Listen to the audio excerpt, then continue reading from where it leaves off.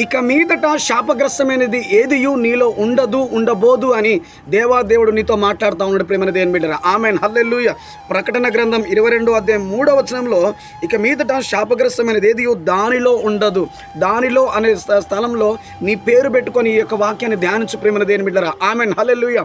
నువ్వు శాపంలో ఉండిపోవడం, దారిద్ర్యంలో, పేదరికంలో, అనారోగ్యంతో, అస్వస్థతో, ఆ యొక్క నిరుపేద స్థితిలో ఉండడం దేవుని చిత్తం కాదు. కానీ నీలో ఏదియు ఉండొద్దు అంటే ఆయన నీలోకి రావాలి. ప్రేమైన దేవుని బిడ్డలారా, ఆమేన్, హల్లెలూయా. శాపగ్రస్తమైనది ఏదియు నీలో ఉండొద్దు అంటే దేవాతి దేవుడు నీలో రావాలి. ఆమేన్, హల్లెలూయా. ఈ మాట ఎవరైనా కొత్తగా వింటుంటే ప్రేమైన దేవుని బిడ్డలారా, ఇగో యేసు క్రీస్తు ప్రభు నరవతారిగా ఈ భూమి మీద జన్మించి ప్రేమైన దేవుని బిడ్డలారా, నీ కొరకు, నా కొరకు, సమస్త మానవాళ్ళందరి కొరకు ప్రాణం పెట్టి తిరిగి లేచిన దేవుడు. ఆమేన్. యేసు క్రీస్తు ప్రభు నమ్ముకుంటే మనకు నిత్యరాజ్యం, పరలోకం, నరకం తప్పించబడుతుంది. ప్రేమైన దేవుని బిడ్డలారా, దాంతోపాటు మన దారిద్ర్యం అంతా కూడా తొలగిపోతుంది.